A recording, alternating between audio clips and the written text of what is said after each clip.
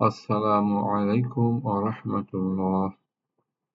আজকের ক্লাসে আমরা অ্যারাবিক যুক্ত লেটারগুলো লেখা থাকলে কিভাবে আইডেন্টিফাই করতে হয়, চিহ্নিত করতে হয় সেগুলো আমরা শেখার চেষ্টা করব। আউযু বিল্লাহি মিনাশ শাইতানির রাজীম। বিসমিল্লাহির রহমানির রহিম। প্রথম আমরা দেখতে পাচ্ছি যে যুক্তাক্ষরগুলো এখানে হুকের নিচে একটা ডট, কাজে এটা হচ্ছে বা। হুকের উপরে একটা ডট, এটা হচ্ছে নুন। এরপরে লেটারটা হচ্ছে নুন, কাজে বা, নুন, নুন। এরপরে আমরা যে লেটার দেখতে পাচ্ছি এটা হচ্ছে তা। হুকের নিচে দুইটা ডট, এটা ইয়া, হচ্ছে নুন।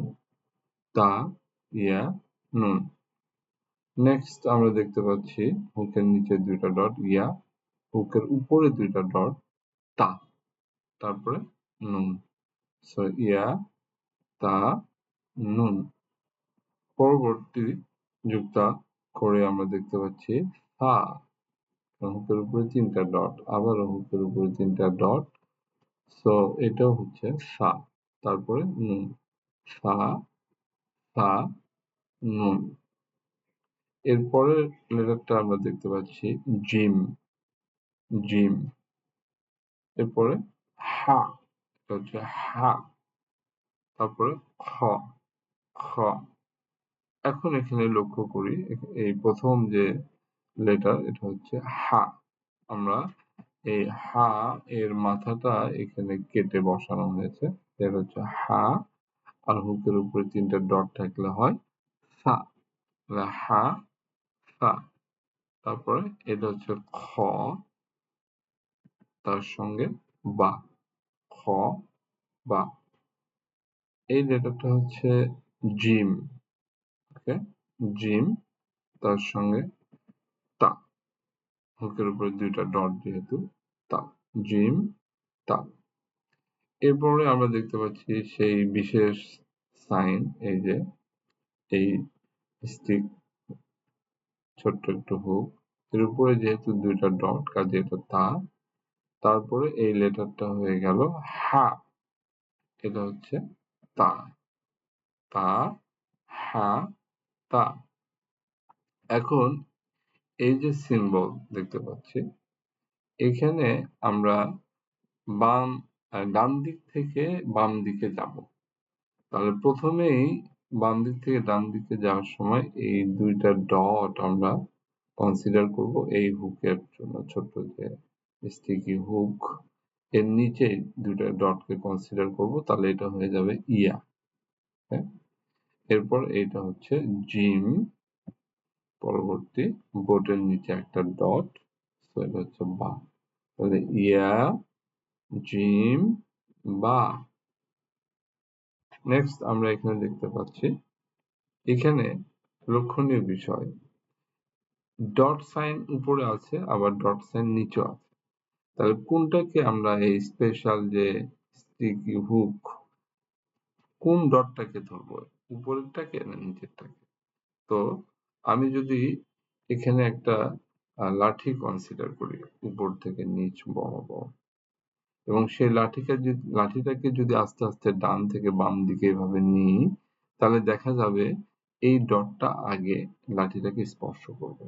সো আমি এই ডটটাকে আমার যে স্টিকি হুক এখানে এর নিচে কনসিডার করব। ওকে, তাহলে এটা হয়ে যাবে বা।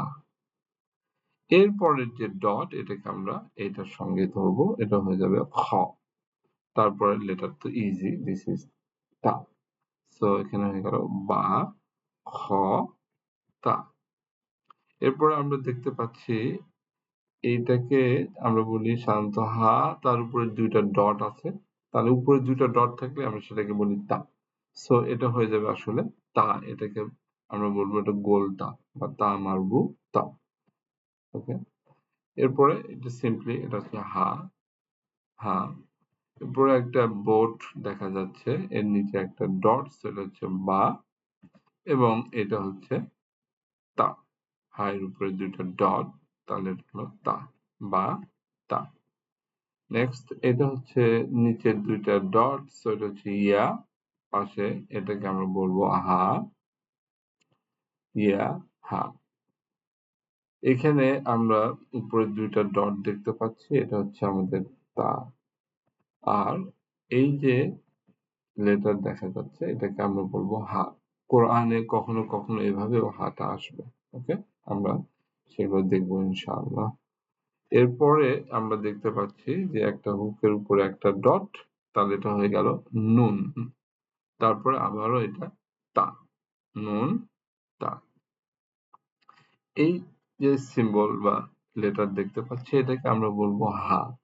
আমি মাঝে মধ্যে বলি এটা হচ্ছে চশমাওয়ালা হা, কারণ চশমার মতো দেখতে। এটা হচ্ছে চশমাওয়ালা হা, হা। ওকে, নেক্সট এখানে আমরা দেখতে পাচ্ছি দুইটা ডট নিচে, কাজে এটা হচ্ছে ইয়া। তারপরে এটা হচ্ছে হা, চশমাওয়ালা হা, এটা হচ্ছে বা। ইয়া, হা, বা। ইয়া, হা, বা। এরপরে ডট দেখতে পাচ্ছি হুকের নিচে, সো এটা হচ্ছে বা। তারপরে হা, এবং হার সঙ্গে আমরা দেখতে পাচ্ছি একটা আলিফ যুক্ত হয়েছে। আলিফ এর সঙ্গে হাটা যুক্ত হয়ে গেছে, কাজেই এই হাটা আলিফের ডানে আছে, এজন্য আমরা এটা আলিফের সঙ্গে যুক্ত করতে পেরেছি। তাহলে বা, হা, আলিফ। এরপর আমরা দেখতে পাচ্ছি হুকের নিচে একটা ডট, এটা হচ্ছে বা, তারপরে হা, এন্ড দেন এটা হচ্ছে মিম। ওকে, এরপর আমরা দেখতে পাচ্ছি যে লেটার, এটা হচ্ছে সিম্পলি দাল, দাল। ওকে, এটা হচ্ছে দাল। দালের উপরে যদি আমি একটা ডট দিই তাহলে সেটা হয়ে যায় জাল। তাহলে এটা হচ্ছে জাল, জাল। এরপরে যে লেটার আমি দেখতে পাচ্ছি এটা হচ্ছে জিম, এবং তার সঙ্গে যুক্ত হয়েছে দাল, জিম, দাল। ওকে, এটা ভুল করে অনেকে লাম পড়বে, কিন্তু এটা আসলে লাম হতে হলে আরো একটু লম্বা হতে হবে, যে ডানটি এটা আরো লম্বা হতে হবে, এবং এই নিচের অংশটুকু আরো নিচে আসতে হবে লাম হতে গেলে, আমরা দেখবো একটু পরে। তাহলে এটা হচ্ছে জিম, দাল। এরপরে খ, জাল, খ, জাল। তারপরে সিম্পলি এটা কি র, র। র এর উপরে একটা ডট দিলে এটা হয়ে যায় জা, জা। ওকে, জা। তারপরে আমরা দেখতে পাচ্ছি জিম, এটা হচ্ছে জিম, জিমের সঙ্গে যুক্ত হয়েছে র, নিচের দিকে র, জিম, র। এরপরে দেখতে পাচ্ছি এটা হচ্ছে খ, খ, তার সঙ্গে জা, জা, খ, জা।